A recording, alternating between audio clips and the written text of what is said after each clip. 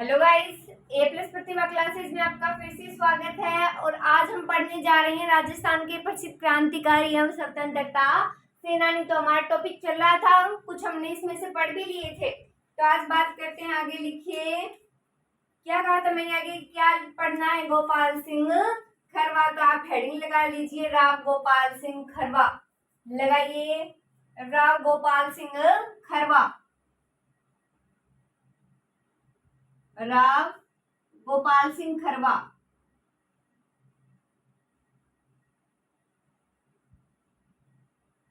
तो देखिए इसमें, तो राव गोपाल सिंह खरवा का जो जन्म है 1872 में खरवा ठिकाने में हुआ। और प्रारंभ से क्या थे यार, ये समाज से प्रभावित थे। तो 1907 में इन्होंने अजमेर में राजपूत छात्रावास खोला। किसने खोला? राव गोपाल सिंह खरवा ने खोला। तो प्रथम विश्व युद्ध 1914 से 1918 के दौरान क्या किया इन्होंने? रास बिहारी बोस ने भारत में सशस्त्र क्रांति की योजना बनाई। तो राजस्थान में क्या था, तो ये जिम्मेदारी भी थी कि जो 1918 से 1914 के मध्य मैंने युद्ध बताया आपको, प्रथम विश्व युद्ध। तो ये जिम्मेदारी किसके ऊपर थी? राव गोपाल सिंह खरवा के ऊपर थी। तो गोपाल सिंह खरवा को विजय सिंह प्रतीक के साथ कहां पर? टोडगढ़ दुर्ग अजमेर में नजरबंद कर दिया गया था। और 10 जुलाई 1915 को टोडगढ़ से क्या हो गए थे? भाग गए थे, फरार हो गए थे। और फिर 28 अगस्त 1915 को सलेमाबाद में उन्होंने क्या किया? आत्म समर्पण कर दिया। तो ये सारी बातें इनमें लिखेंगे, आप हेडिंग लगा लीजिए गोपाल सिंह खरवा। तो लिखिए राव गोपाल सिंह खरवा का जन्म जो है 1872 में खरवा ठिकाने में हुआ। लिखिए जन्म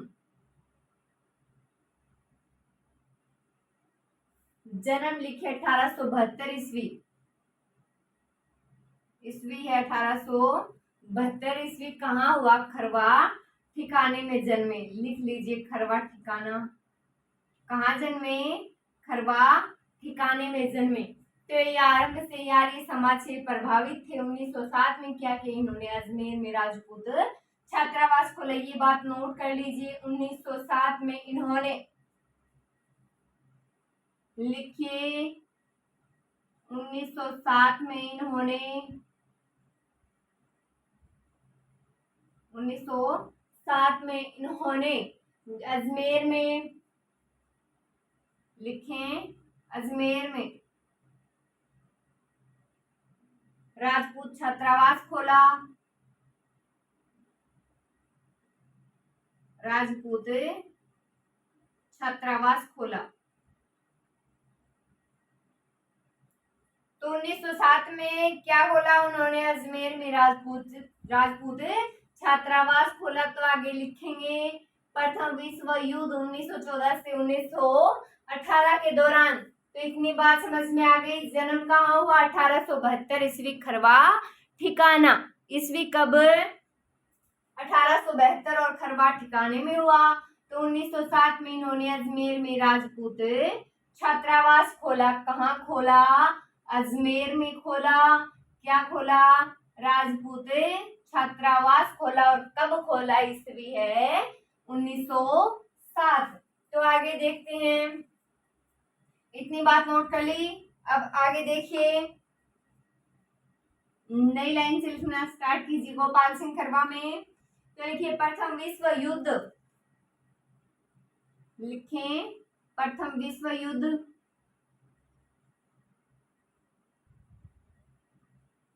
प्रथम विश्व युद्ध 1914 से 18। तो प्रथम विश्व युद्ध के दौरान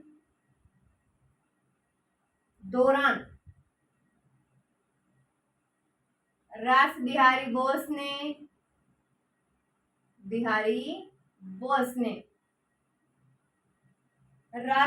बोस ने भारत में, लिखें भारत में सशस्त्र क्रांति की योजना बनाई। क्रांति की योजना बनाई।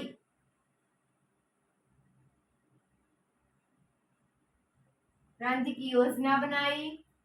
तो राजस्थान में यह जिम्मेदारी किसे दी गई? राव गोपाल सिंह खरवा को दी गई। लिख लीजिए राजस्थान में यह जिम्मेदारी लिखें राजस्थान में यह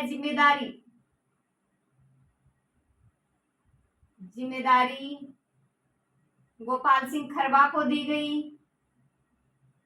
गोपाल सिंह खरबा।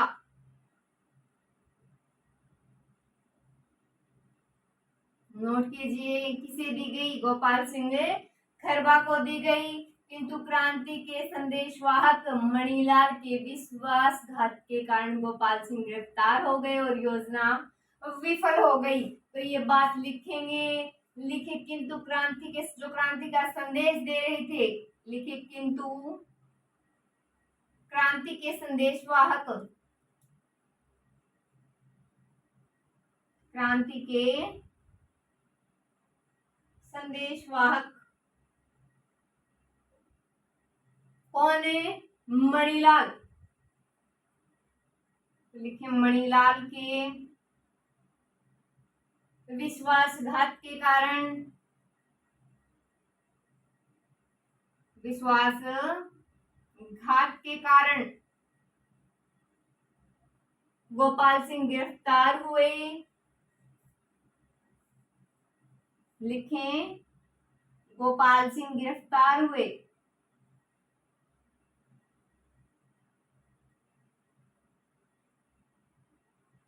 एवं योजना विफल हुई।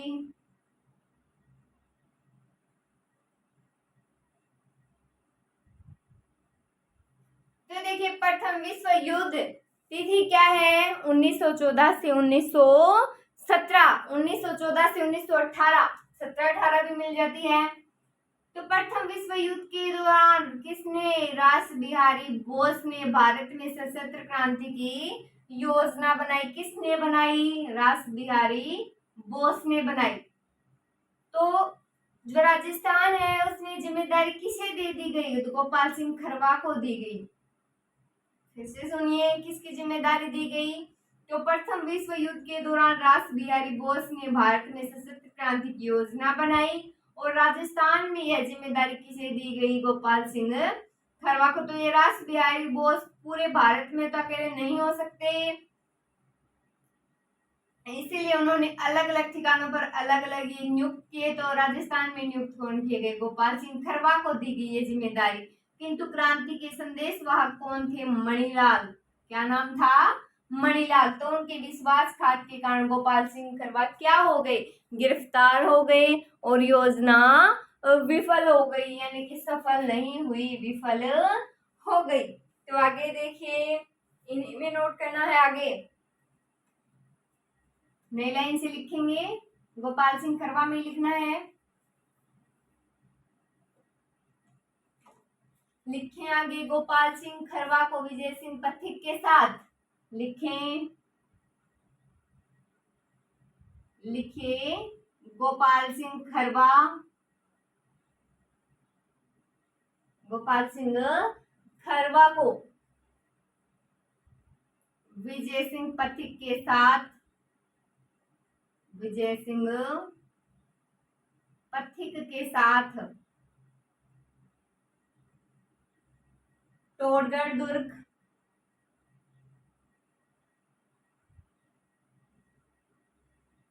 अजमेर में नजरबंद रखा गया। टोडगढ़ दुर्ग कहाँ? अजमेर। तो लिख लीजिए टोडगढ़ दुर्ग अजमेर में नजरबंद रखा गया, नजरबंद रखा गया। किंतु 10 जुलाई 1915 को, किंतु 10 जुलाई 1915 को वे टोडगढ़ से फरार हो गए।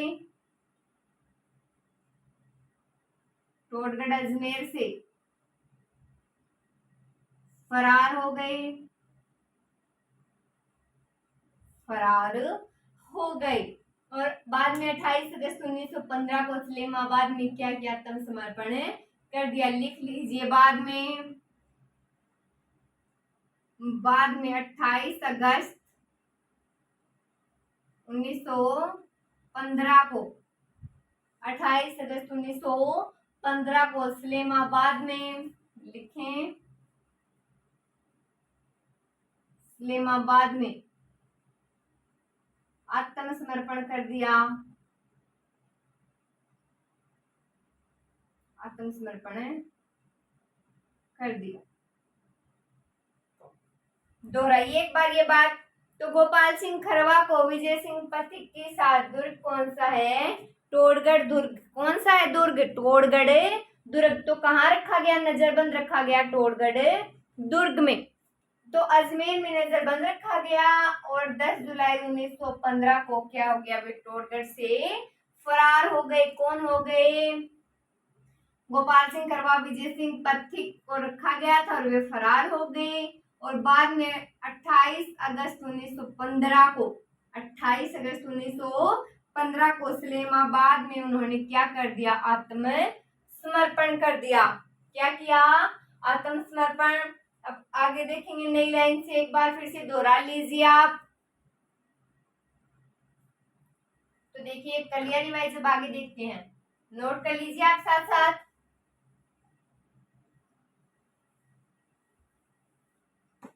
आगे देखिए, तो आत्मसमर्पण के बाद खरवा जागीर है, तो खरवा जागीर को सरकार ने कब्जे में ले लिया और गोपाल सिंह खरवा को कहाँ रखा?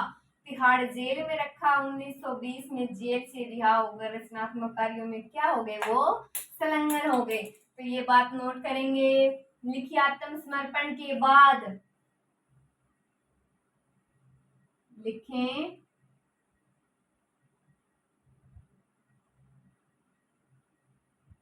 आत्मसमर्पण के बाद खरवा जागीर को, लिखें खरवा जागीर को सरकार ने कब्जे में ले लिया, सरकार ने कब्जे में ले लिया।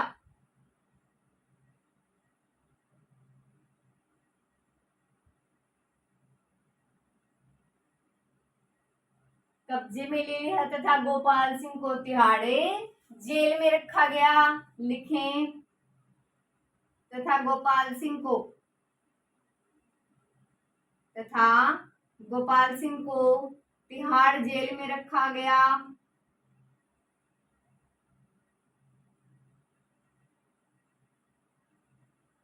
तिहाड़ जेल में रखा गया। कहाँ रखा गया? गोपाल सिंह को रखा गया तिहाड़ जेल में रखा गया। बाद में क्या हुआ? तो 1920 ईस्वी में जेल से रिहा होकर रचनात्मक कार्यों में संलग्न हो गई। ये बात लिख लीजिए, 1920 ईस्वी में जेल से रिहा हुए। लिखिए 1920 में जेल से रिहा हुए।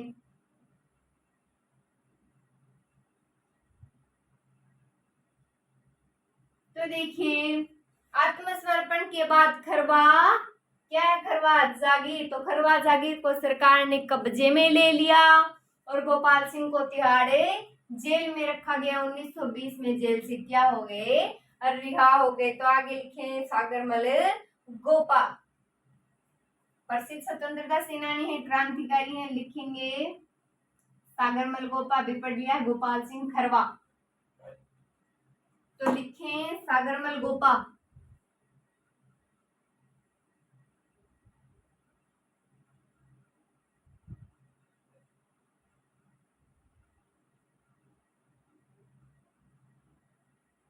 सागरमल गोपा।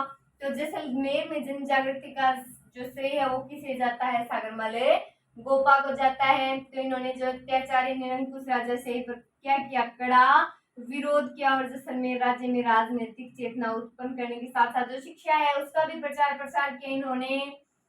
तो आजादी की दीवाने, रघुनाथ सिंह का मुकदमा, जैसलमेर का गुंडा राज, क्या है इनकी पुस्तकें हैं प्रसिद्ध। तो इन्हें राजद्रोह के आरोप में 24 मई 1941 को जेल में भी डाल दिया गया था। इन पर यातनाएं हुई और 3 अप्रैल 1946 को, कब? 3 अप्रैल 1946 को जेलर गुमान सिंह ने जेल में गोपा पर तेल छिड़कर उन्हें मार डाला। तो लिखिए सागरमल गोपा। आगे लिख लीजिए जैसलमेर। तो सागरमल गोपा की बातें पढ़ते हैं। लिखिए सागरमल गोपा जैसलमेर लिख लीजिए। जैसलमेर। तो सबसे पहले देखिए, जैसलमेर में जन जागृति का श्रेय सर्वप्रथम किसे दिया जाता है? सागरमल गोपा को दिया जाता है। क्यों दिया जाता है वो भी देखेंगे, इन्होंने क्या क्या कार्य किए हैं।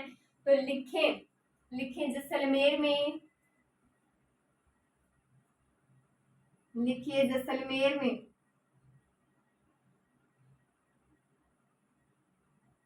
जन जागृति का श्रेय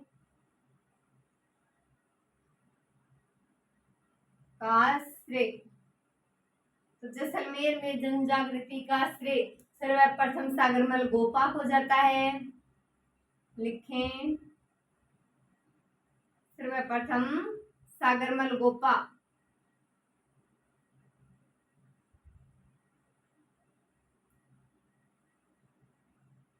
सागरमल गोपा को जाता है। तो इन्होंने अत्याचारी निरंकुश राजा शाही का, लिखें इन्होंने अत्याचारी निरंकुश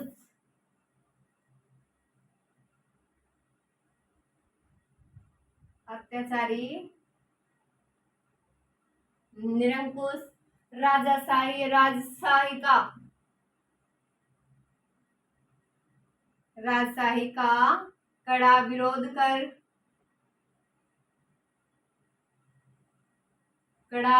कर जैसलमेर में, तथा नोट कीजिए, जैसलमेर में राजनीतिक चेतना उत्पन्न करने के साथ साथ, लिखें राजनीतिक चेतना उत्पन्न करने के साथ साथ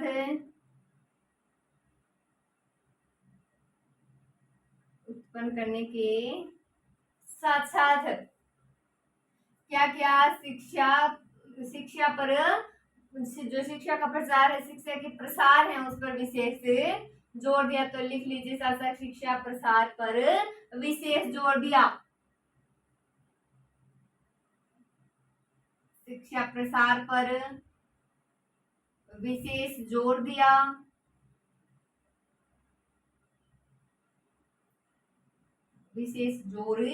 दिया। तो गोपा ने आजादी की दीवानी, ये बाद में इनकी पुस्तकों को देखेंगे, पहले आप इतना नोट कीजिए। तो जैसलमेर में जन जागृति का श्रेय किसे दिया जाता है? सर्वप्रथम दिया जाता है सागरमल गोपा को। किसे दिया जाता है? सागरमल गोपा को दिया जाता है। तो इन्होंने अत्याचारी निरंकुश राजशाही, किसका विरोध किया? अत्याचारी निरंकुश राजशाही का विरोध किया। तो और क्या क्या कि इन्होंने जन जागृति फैलाई है, शिक्षा का प्रसार किया है, किन्होंने किया है? सागरमल गोपा ने किया है। तो आगे लिखें, सागरमल गोपा में लिखना है, लिखें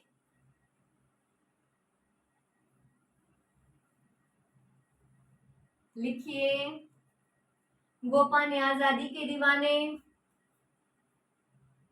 लाइन में लिखेंगे, लिखें गोपा ने, नई लाइन से स्टार्ट कर दीजिए आप। आजादी के दीवाने, लिखें आजादी के दीवाने।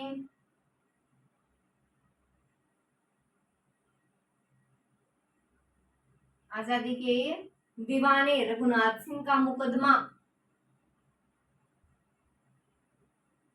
रघुनाथ सिंह का मुकदमा,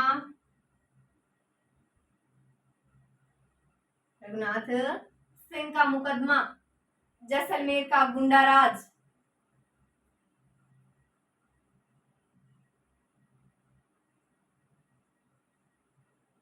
जैसलमेर का गुंडाराज।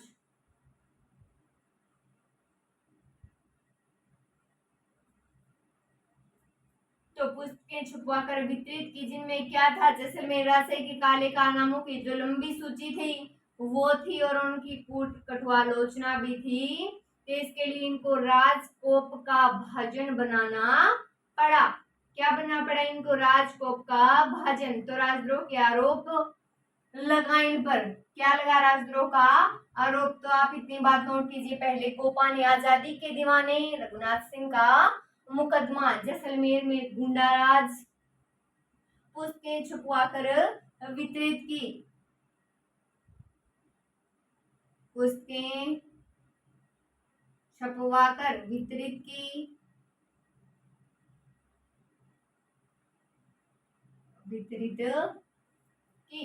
लिखे जिनमें जैसलमेर राजशाही के काले कारनामों की लंबी सूची थी। ये बात लिख लीजिए, जिसमें जैसलमेर राजशाही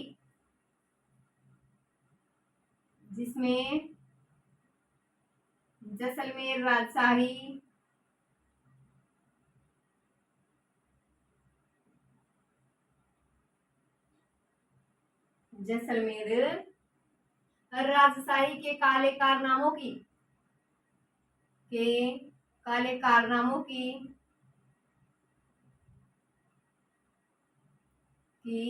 लंबी सूची थी।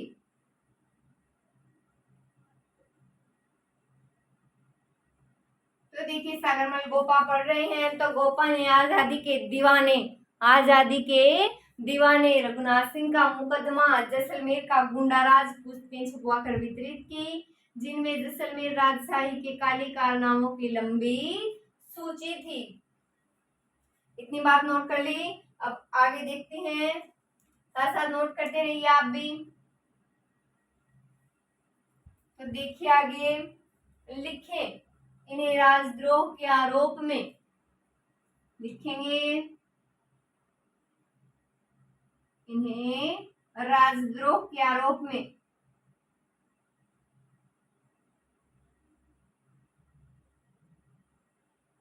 राजद्रोह के आरोप में 24 मई 1941 को। लिखें 24 मई 1941 को जेल में डालकर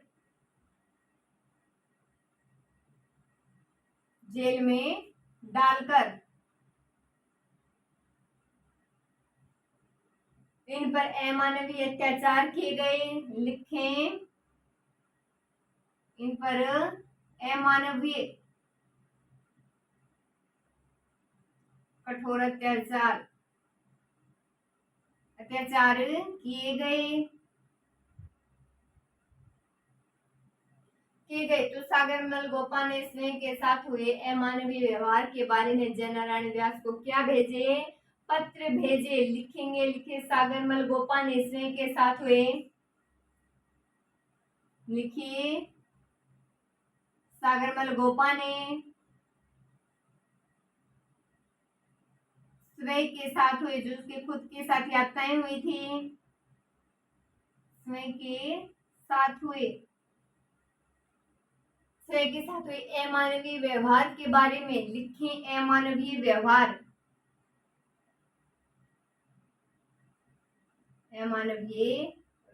के बारे में। जयनारायण व्यास को पत्र भेजे। लिखें जयनारायण व्यास को पत्र भेजे। नोट कीजिए इतनी बात। पत्र भेजे, किन को भेजे? जयनारायण व्यास को पत्र भेजे। तो आगे लिखेंगे, लिखे 3 अप्रैल 1946 को जेलर गुमान सिंह ने जेल में ही गोपा जी पर तेल छिड़ककर उन्हें मार डाला। ये बात लिखेंगे। लिखें 3 अप्रैल 1946 को 3 अप्रैल 1946 को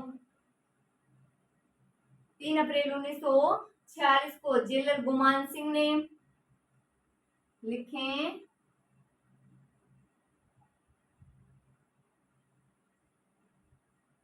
जेलर गुमान सिंह ने जेल में ही गोपा जी पर तेल छिड़ककर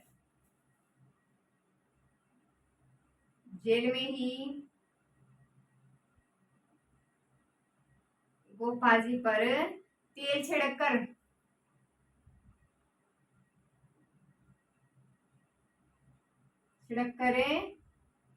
उन्हें मार डाला। तो देखिए नोट कीजिए बात।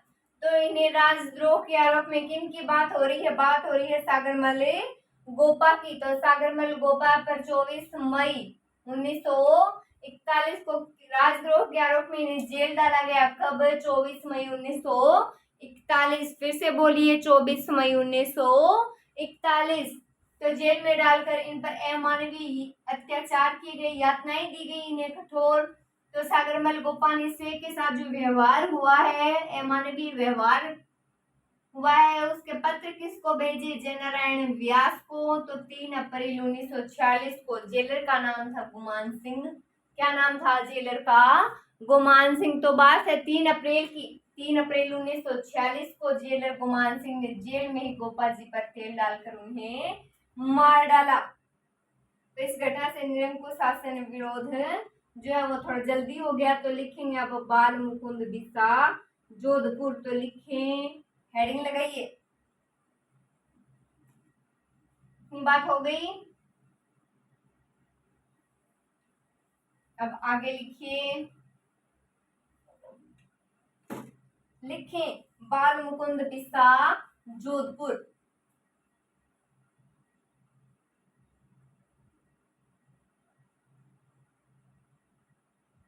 बाल मुकुंद बिसा।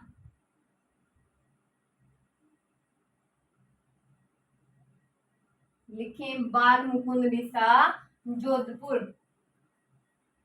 तो जन्म है इनका 1908 में। तो ये लिख लीजिए कब से कब तक? 1908 से 1942। तो देखिए राजस्थान के जतिन दास बाल मुकुंद बिसा का जो जन्म है 1908 में डीडवाना तहसील के पिलवा गांव में एक साधारण से परिवार में हुआ था। तो इन्होंने जो है नागौर में चरखा संघ और खद्दर भंडार की स्थापना की और उसका क्या किया? प्रसार किया। तो इसी दौरान 1942 में जयनारायण व्यास के नेतृत्व में जो शुरू हुए थे जन आंदोलन, तो उनके दौरान बिस्सा को 9 जून 1942 को भारत रक्षा कानून के अंतर्गत बंदी बनाकर जेल में डाल दिया गया। जेल में राजनीतिक बंदियां होने से दुर्व्यवहार हुआ, लंबी भूख हड़ताल की। तो ये बात सारी लिखेंगे बाल मुकुंद बिस्सा में। आप लिख लीजिए बाल मुकुंद बिस्सा, स्थान लिख लीजिए जोधपुर। तो लिखेंगे बाल मुकुंद बिस्सा में, लिखना स्टार्ट कीजिए। लिखे राजस्थान के जतिन दास, या फिर पहले जन्म लिख लीजिए।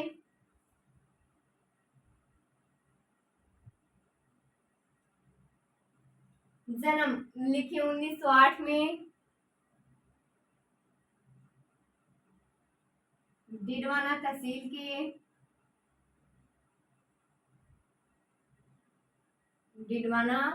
तहसील के पीलवा गांव में।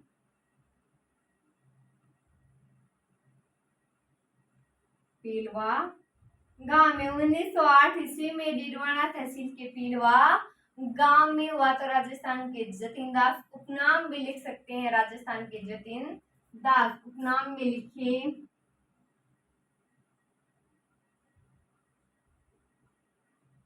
लिखिए राजस्थान के जतिन दास।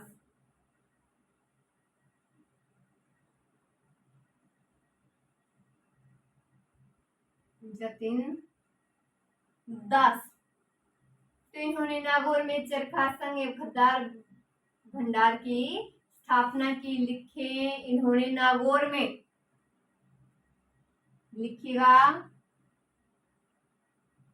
इन्होंने नागौर में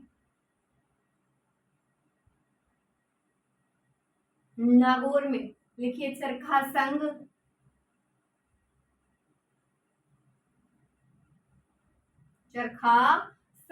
एवं खद्दर भंडार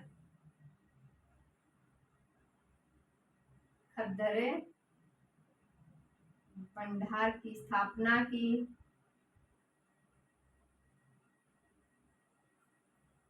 तो देखिए जन्म 1908 में डीडवाना तहसील के पीलवा गांव में। उपनाम है राजस्थान के जतिन दास। क्या नाम है? राजस्थान के जतिन दास। तो इन्होंने नागौर में चरखा संघ एवं खद्दर भंडार की स्थापना की। किसके की?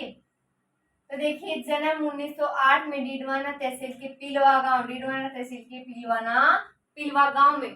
उपनाम है राजस्थान के जतिन दास और इन्होंने नागौर में चरखा संघ एवं खद्दार भंडार की स्थापना की। तो आगे देखते हैं, इतनी बात नोट कर ली होगी आपने,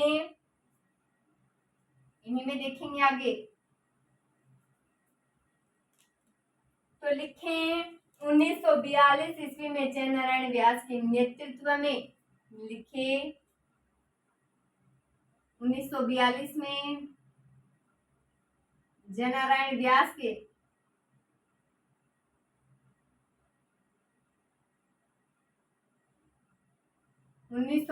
में जय नारायण व्यास के नेतृत्व में शुरू हुए,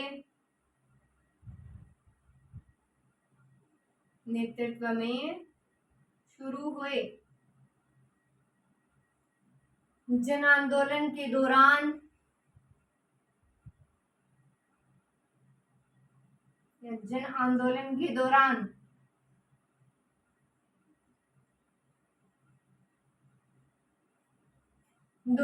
बीसा को 9 जून 1942 को, लिखे बीसा को 9 जून 1942 को, 9 जून 1942 को भारत रक्षा कानून के अंतर्गत, लिखें भारत रक्षा कानून के अंतर्गत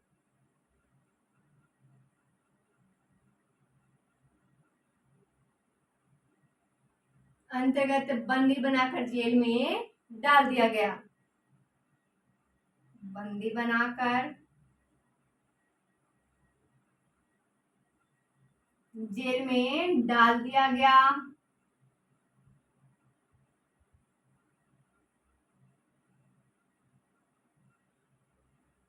तो देखिए, बाल मुकुंद बिसा जोधपुर पढ़ रहे हैं। तो देखिए 1908 से जन्म है 1908 में इनका, तो 1942 में जय नारायण व्यास के नेतृत्व में शुरू हुए। 1942 में जय नारायण व्यास के नेतृत्व में शुरू हुए जन आंदोलन के दौरान बिसा को 9 जून 1942 को भारत रक्षा कानून के अंतर्गत बंदी बनाकर कहाँ डाल दिया गया? जेल में डाल दिया गया।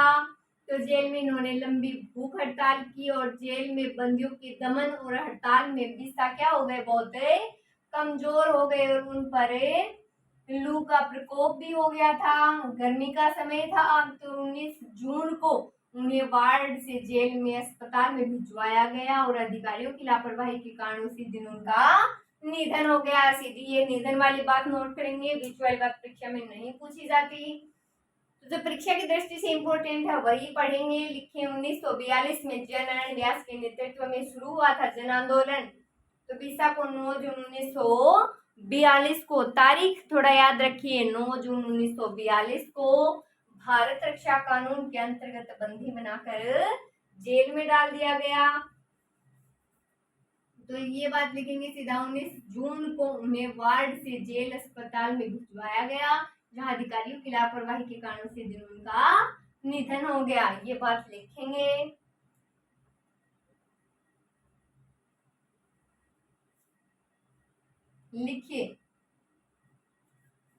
लिखिए 19 जून को उन्हें वार्ड से जेल अस्पताल में भिजवाया गया। 19 जून को उन्हें वार्ड से जेल अस्पताल में भिजवाया गया। अस्पताल में भिजवाया गया।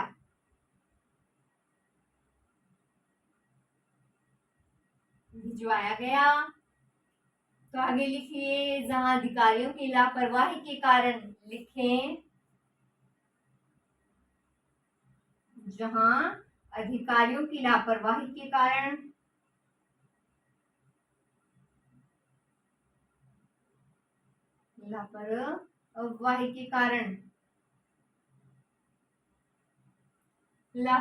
कारण उसी दिन उनका निधन हो गया। लिखें उसी दिन उनका निधन हो गया।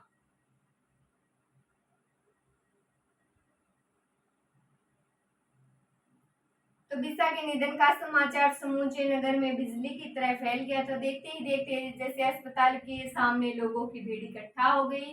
तो उस जमाने में जैसे लगभग 1 लाख लोग मीलों पैदल चलकर उनकी अंत्येष्टि में आए थे, उनके दाह संस्कार में आए थे। लिखनी नहीं है, सिर्फ आपको समझाने के लिए बताया मैंने। तो ये बात लिख लीजिए, 1908 से 1942 तक वो रहे। तो 19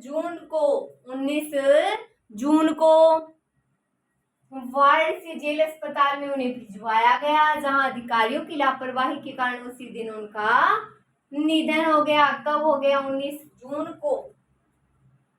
आगे लिखिए सरदार हरलाल सिंह झुंझुनू। लिखें सरदार हरलाल सिंह, लिख लीजिए साथ साथ सरदार हरलाल सिंह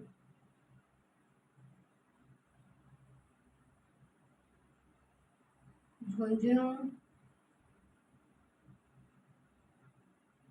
सरदार हरलाल सिंह, स्थान लिख लीजिए झुंझुनू। तो देखिए, तो सरदार हरलाल सिंह का जो जन्म है झुंझुनू जिले के हनुमानपुरा गांव में कब हुआ था? 1901 में हुआ था। लिखना नहीं है, बाद में लिखेंगे हम ये सारी बातें। तो देखिए, जन्म बता दिया मैंने। तो अब बात करते हैं, ये क्या थी? ये अशिक्षित थे, पढ़े लिखे नहीं थे।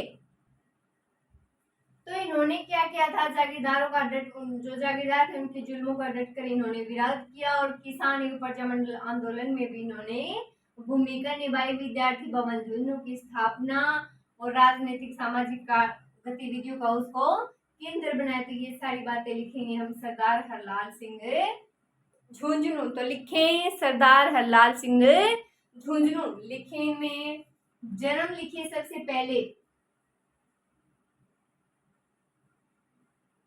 जन्म लिखे झुंझुनू जिले के हनुमानपुरा गांव में। लिखे झुंझुनू जिले के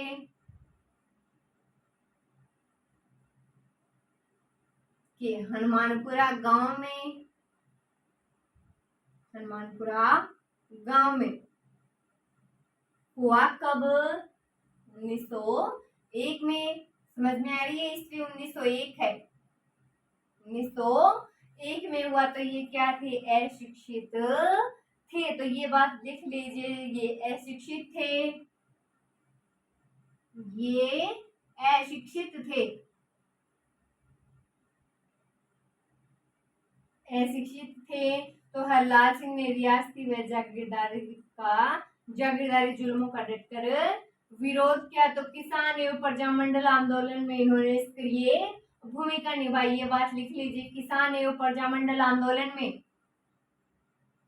लिखिए किसान एवं प्रजामंडल आंदोलन में, किसान एवं प्रजामंडल आंदोलन में इन्होंने सक्रिय भूमिका निभाई,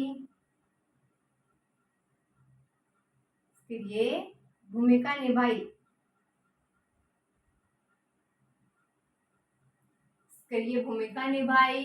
तो विद्यार्थी भवन झुंझुनू की स्थापना भी की। लिख लीजिए विद्यार्थी भवन झुंझुनू की स्थापना कर। लिखें विद्यार्थी भवन, विद्यार्थी भवन झुंझुनू की स्थापना कर। विद्यार्थी भवन झुंझुनू की स्थापना कर, उसे राजनीतिक सामाजिक, लिखें उसे राजनीतिक सामाजिक गतिविधियों का केंद्र बनाया। लिखें गतिविधियों का केंद्र बनाया,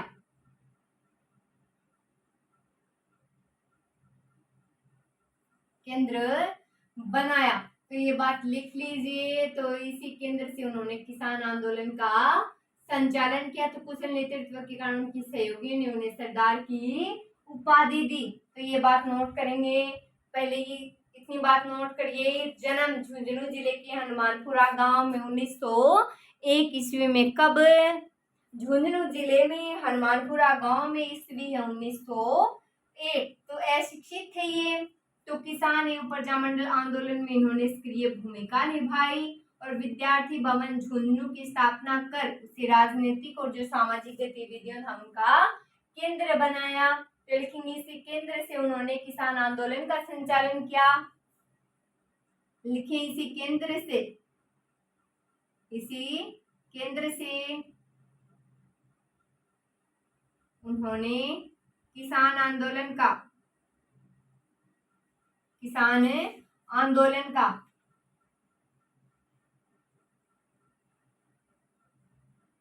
संचालन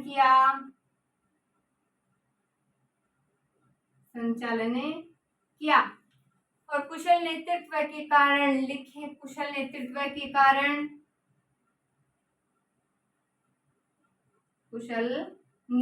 के कारण इनके सहयोगियों ने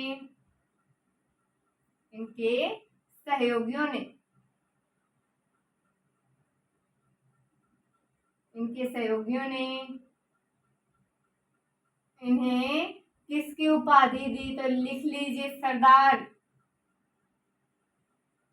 सरदार की उपाधि दी। तो सरदार हरलाल सिंह झुंझुनू, तो जन्म देखिए इनका झुंझुनू जिले के हनुमानपुरा गांव में 1901 ईस्वी में। तो ये अशिक्षित थे। क्या थे? अशिक्षित थे। तो किसान एवं प्रजामंडल आंदोलन में इन्होंने सक्रिय भूमिका निभाई। किसमें? किसान एवं प्रजामंडल आंदोलन में। तो विद्यार्थी भवन झुंझुनू की स्थापना की इन्होंने और उसे राजनीतिक सामाजिक गतिविधियों का केंद्र बनाया और इस केंद्र से उन्होंने किसान आंदोलन का संचालन किया। कुशल नेतृत्व के कारण इन्हें सहयोगियों ने किसकी उपाधि दे दी? सरदार जी की उपाधि दे दी। तो आगे लिखेंगे नाना भाई खाट, रास्तापाल, डूंगरपुर। लिखें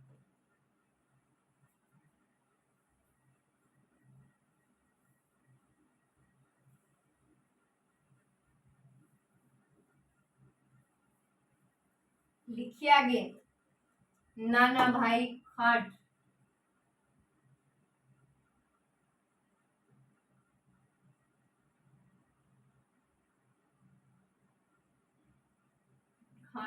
रास्तापाल, डूंगरपुर।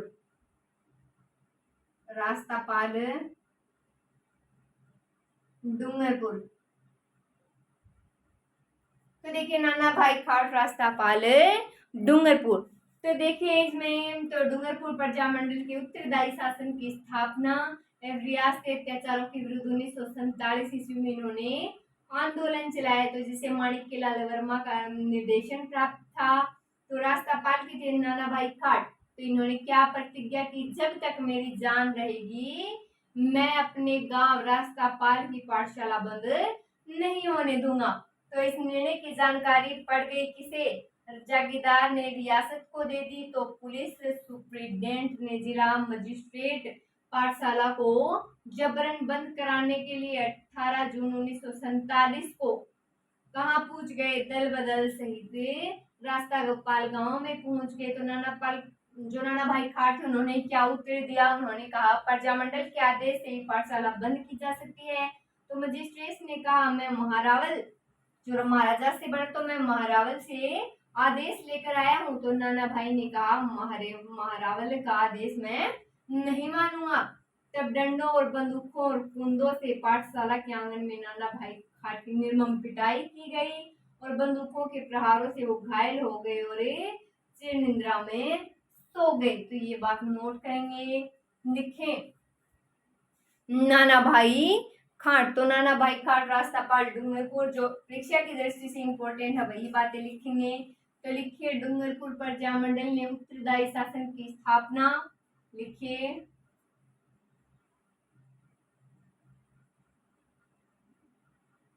डूंगरपुर प्रजामंडल। लिख लीजिए डूंगरपुर प्रजामंडल ने उत्तरदायी शासन की स्थापना।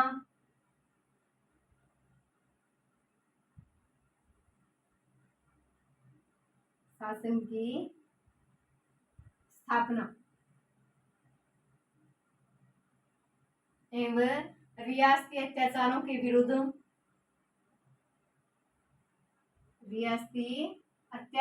विरुद्ध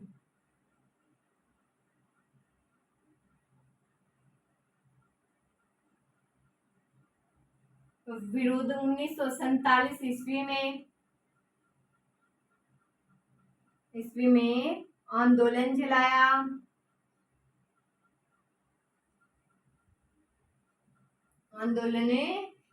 जिसे माणिक के लाल वर्मा का निर्देशन प्राप्त था। लिख लीजिए, जिसे माणिक के लाल वर्मा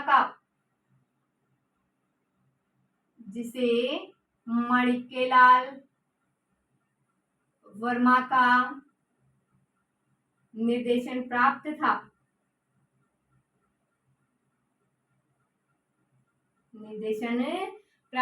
तो रास्तापाल ने नाना भाई खाट ने लिखे, कहाँ के थे? रास्तापाल के थे नाना भाई। तो लिखे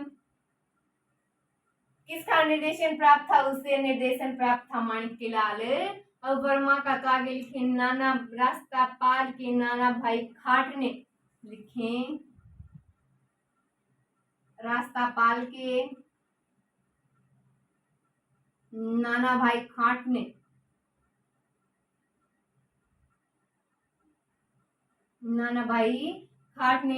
प्रतिज्ञा की।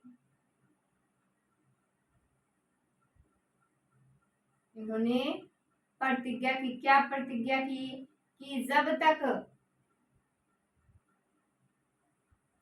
मेरी जान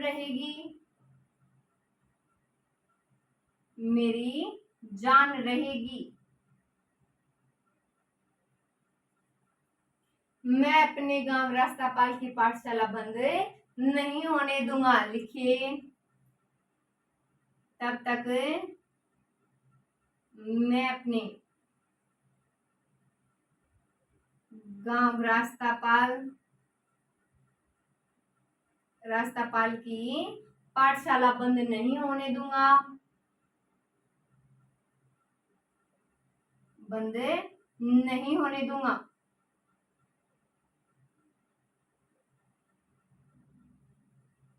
तो देखिए, डूंगरपुर प्रजा मंडल ने उत्तरदायी शासन की स्थापना रियासती अत्याचारों के विरुद्ध 1947 में कब? 1947 में आंदोलन चलाया, जिसे माणिक के लाल वर्मा का निर्देशन प्राप्त था। तो रास्तापाल के नाना भाई खाट ने प्रतिज्ञा की। क्या प्रतिज्ञा की? कि जब तक मैं जिंदा हूं, यानी जब तक मेरी जान रहेगी, मैं अपने गांव रास्तापाल की पाठशाला बंद नहीं होने दूंगा। तो पाठशाला को बंद कराने के लिए जबरन 18 जून 1947 को दल बल सहित कौन पहुंच गए? तो पुलिस सुप्रीडेंट पहुंच गए और पाठशाला बंद करने के आदेश दिए और वहां उनके डंडों से पिटाई की। तो आप इतना ही नोट कर लीजिए, ज्यादातर यही पूछा जाता है। हो गई बात यार? तो अब आगे लिखिए, कप्तान दुर्गा प्रसाद नीम का थाना सिक्कर। नेक्स्ट लिखिए आगे, लिखिए कप्तान दुर्गा प्रसाद नीम का थाना सिक्कर। लिखिए कप्तान दुर्गा प्रसाद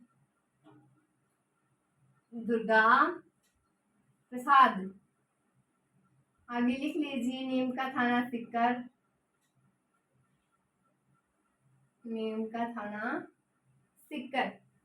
तो देखिए, जो कप्तान दुर्गा प्रसाद चौधरी, इनका जन्म हुआ था 1905 में, नीम का थाना में हुआ। तो जो प्रारंभिक शिक्षा है अर्जुन लाल सेठी की वर्धमान पाठशाला में और उसके बाद में सांभर तथा कानपुर में हुई। तो चौधरी ने राजस्थान सेवा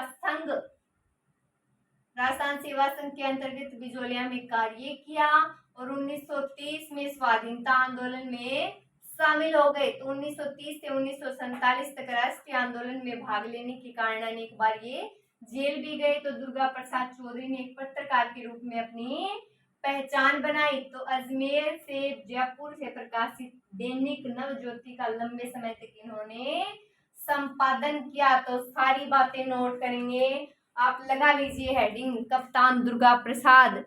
कप्ताने दुर्गा प्रसाद, नेम का थाना सिक्कर।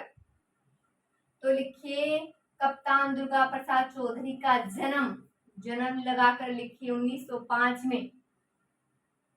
जन्म लिखिए 1905 में, नीम का थाना सिक्कर में।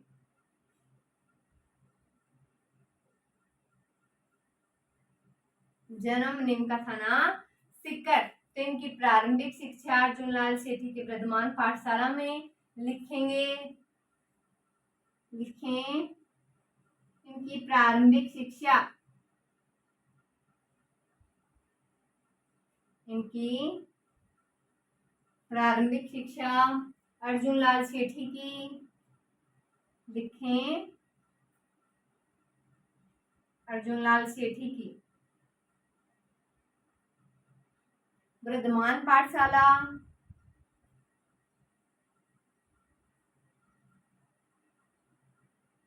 वर्धमान पाठशाला में। तथा इसके बाद लिखिए, इसके बाद सांभर तथा कानपुर में हुई। सांभर तथा कानपुर में हुई। कानपुर में हुई। तो चौधरी ने लिखेंगे बात, पहले इतनी नोट कीजिए। जन्म 1905, नीम का थाना सिक्कर। तो इनकी प्रारंभिक शिक्षा अर्जुनलाल सेठी की वर्धमान पाठशाला में तथा इसके बाद सांभर तथा कानपुर में हुई। कहाँ हुई? सांभर तथा कानपुर में। तो आगे लिखिए, इसमें लिखिए चौधरी ने राजस्थान सेवा संघ के अंतर्गत बिजोलिया में कार्य किया। लिखें चौधरी ने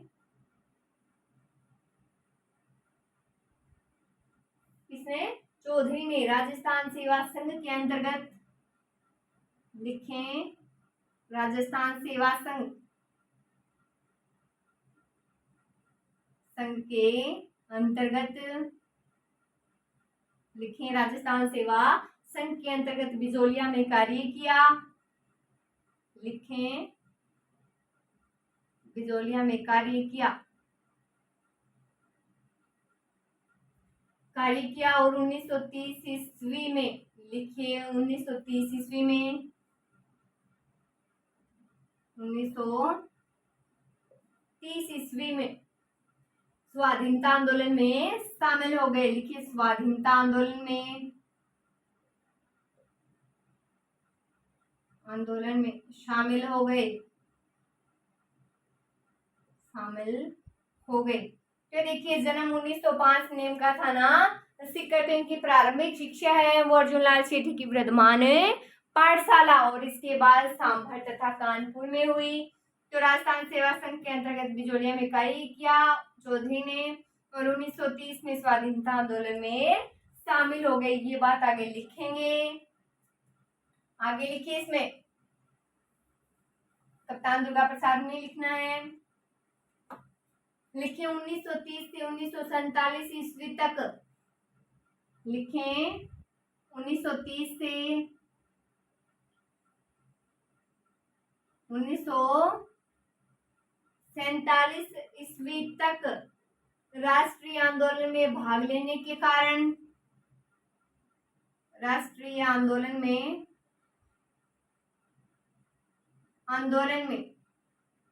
भाग लेने के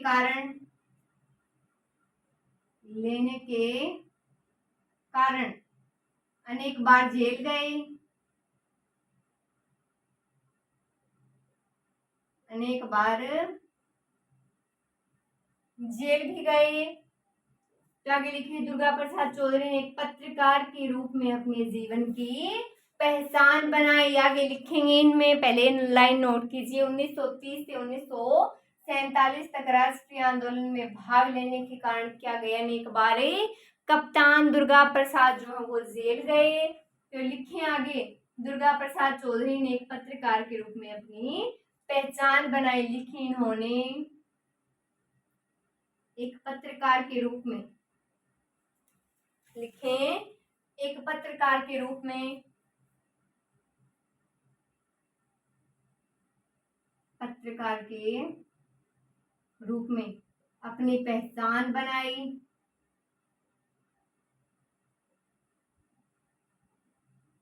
अपनी पहचान बनाई।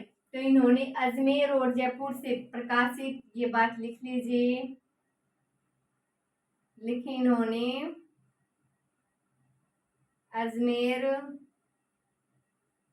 एवं जयपुर से प्रकाशित, जयपुर से प्रकाशित दैनिक नवज्योति का, लिखिए दैनिक नवज्योति,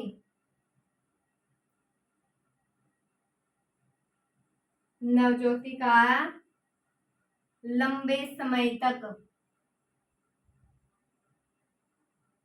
संपादन किया। तो देखिए 1930 से 1947 ईस्वी तक राष्ट्रीय आंदोलन में भाग लेने के कारण अनेक बार जेल गए और उन्होंने एक पत्रकार के रूप में अपने जीवन की पहचान बनाई। क्या थे? पत्रकार के रूप में अपने जीवन की पहचान बना ली। तो इन्होंने एक तो अजमेर और एक जयपुर से, कौन से जिले हैं? दो, एक तो अजमेर और एक जयपुर। तो यहीं से अपने दैनिक नवज्योति का लंबे समय तक इन्होंने संपादन किया। तो आगे लिखेंगे, आगे हमें क्या पढ़ना है? दामोदर दास राठी।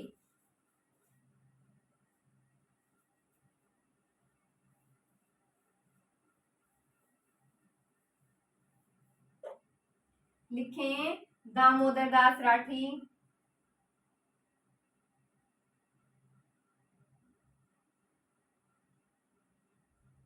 पढ़ते हैं दामोदर दास राठी को। तो ये एक उद्योगपति थे, हिंदी भाषा के प्रबल समर्थक थे। इन्होंने देवनागरी लिपि को बढ़ावा देने के लिए 1912 में ब्यावर में नागरी और प्रचारिणी सभा की स्थापना की। तो ये बात नोट कर लीजिए, ये एक उद्योगपति थे। लिखें ये एक उद्योगपति थे,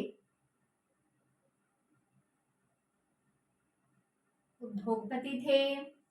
तो लिखिए इन्होंने देवनागरी लिपि को बढ़ावा देने के लिए, इन्होंने देवनागरी लिपि को बढ़ावा देने के लिए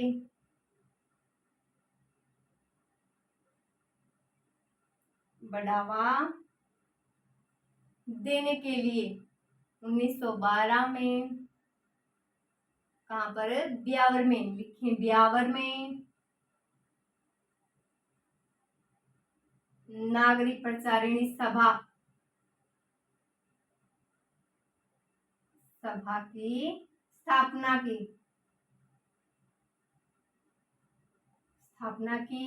तो देखिए क्या थे? ये उद्योगपति थे और उन्होंने देवनागरी लिपि को बढ़ावा देने के लिए 1912 में ब्यावर में नागरी प्रचारिणी सभा की स्थापना की। तो एक तिलक की उग्र नीति से सब काफी प्रभावित थे, उनके समर्थक थे। तो राव गोपाल सिंह और अरविंद घोष के ये संपर्क में थे। तो जो प्रसिद्ध क्रांतिकारी श्यामजी कृष्ण वर्मा भी इनके पास कुछ समय यहीं रहे थे। कहां पर? ब्यावर में रहते। तो राठी जी ने क्रांतिकारियों की आर्थिक सहायता उपलब्ध करवाते थे, इसलिए उन्हें स्वतंत्रता संग्राम का भामाशाह कहा जाता है। तो लिख लीजिए, उपनाम में लिख लीजिए स्वतंत्रता संग्राम का भामाशाह। लिखें स्वतंत्रता संग्राम का भामाशाह।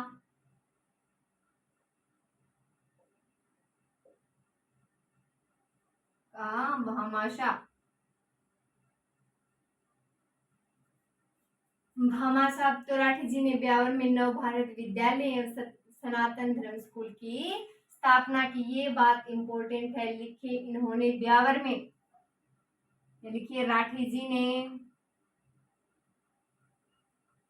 ब्यावर में, कहां पर?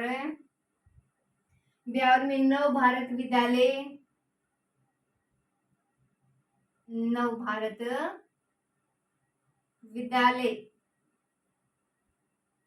एवं सनातन धर्म स्कूल की स्थापना की।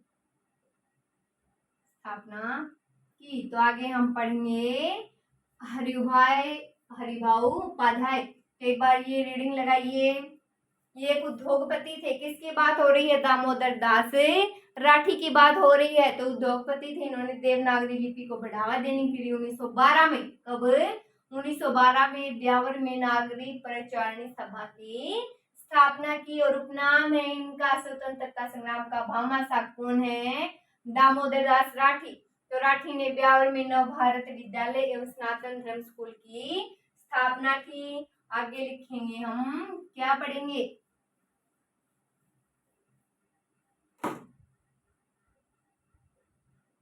हरिभाऊ उपाध्याय। तो ये हम आगे देखते हैं। आज के लिए इतना ही।